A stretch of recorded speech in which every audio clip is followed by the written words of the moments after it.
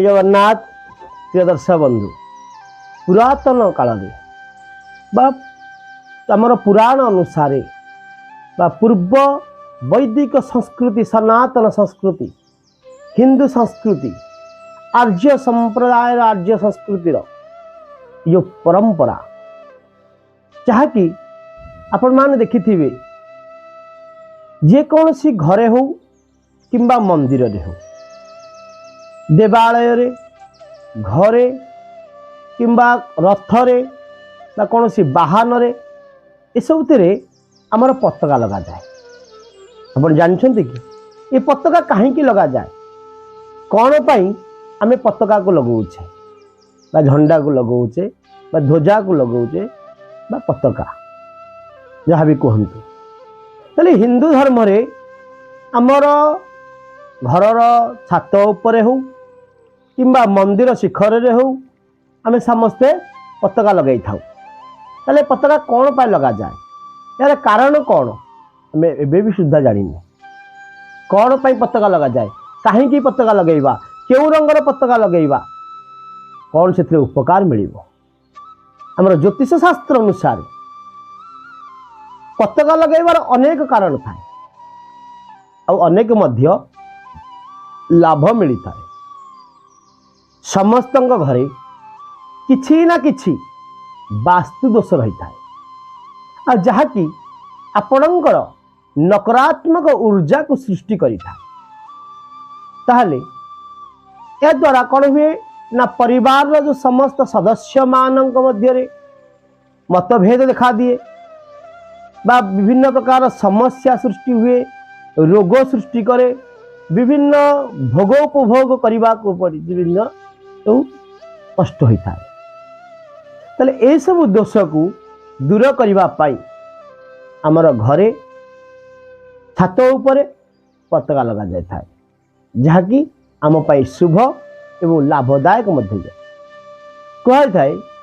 कि घरे जो सब सदस्य माने रहउछन से मानंकर जातक कुंडली रे आमर विशेष भाव रे चतुर्थ भाव गृहर विचार करा जाए एवं द्वादश भाव शयन गृह बा शज्जार सुख एक कथा आम विचार करि थाउ। तेणु चतुर्थाधिपति एवं द्वादशाधिपति ए ग्रह संबंधी दोष को दूर करने आमे माने कहीं कहीं तो जगन्नाथ बड़ देउलर नीलचक्र लगी बाना बा पताका को आणती बा हनुमान मंदिर बाना बा माता दुर्गांकर पताका आम सब लगे था। अनेक लोक माने मध्य विभिन्न पूजा उत्सव लगी जो पताका को आनिक घरे लगाती। तेणु वास्तु नियम अनुसार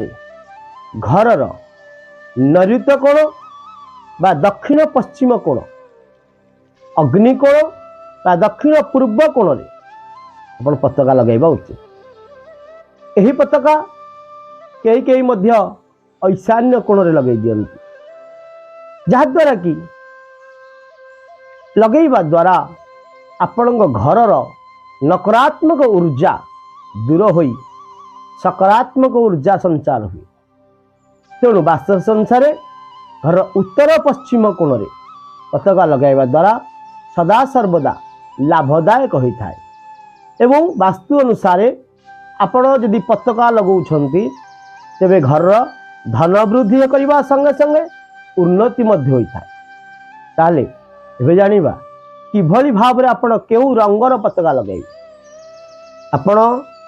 केसर कलर हो किंबा लाल रंगर पताका लगाई पारे। ए पताका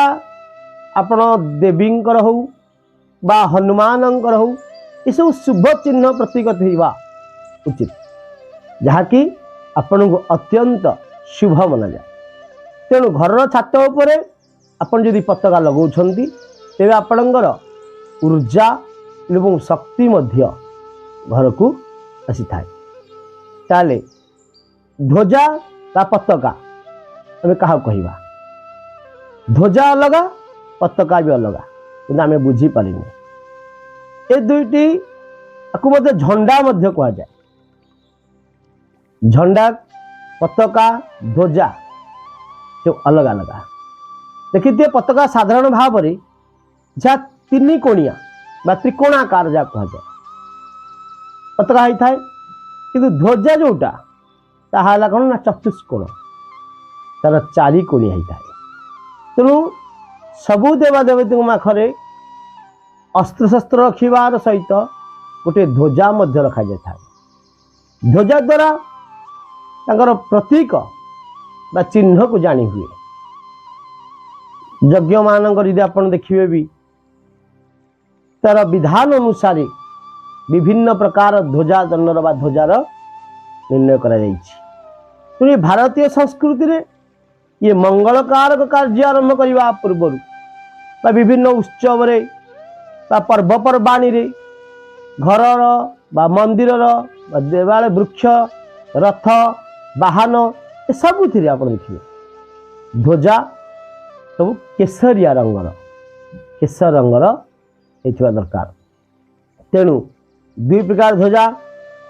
गोटे है त्रिभुजाकार अन्यटा कि दुई त्रिभुजाकार आप देखिए गोटे गोटे गोटे त्रिभुजाकार अच्छी अन्य मंदिर मानक अन्य जगार आप देखिए दी त्रिभुज दुईटी त्रिभुज थी मध्यु आप जेकोसी गोटे प्रकार ध्वजा आप लगाई पारे ध्वजा तार आप ध्वजा लगातु बा पताका डोरी झंडा जहाँ भी हो यह ईश्वरीय स्वरूप मना जाए जहाँकि आपणकर आधिभौतिक आध्यात्मिक और आधिदैविक एभली भाव में समस्त ताप को रक्षा करने आम ध्वजा को लगे था यह विजयर ध्वजा और सकारात्मक ऊर्जार मध्य प्रतीक तेणु जिते बड़े आप देखिए पूर्व काल रे युद्ध करने को जीवा पूर्वर विजय बाना गोटे विजय पताका करा जाउथिला जस कीर्ति विजय मिलता है तेणु ये ध्वजा लगाइले आप घर रोकवा समस्त सदस्य मानू विभिन्न प्रकार रोग शोक एवं अन्य जहाँ भी दोष थाए सब नाश हो जाए घर सुख समृद्धि वृद्धि होता है तेणु वास्तुशास्त्र अनुसार आपण ध्वजा को शुभर प्रतीक माना जाए तेणु घरे यदि आप ध्वजा लगाती तेज आपणकर नकारात्मक ऊर्जा दूर होगा सहित खराब नजर मध्य आपण घर को लगे ना। दर्शक बंधु ये ध्वजा पताका लगेबार प्रणाली आपण कहीं लगेबे तेणु आहरी अधिक अधिक वीडियो देखिए आम चैनल को सब्सक्राइब करंतु एवं वीडियो को लाइक करंतु। जय जगन्नाथ।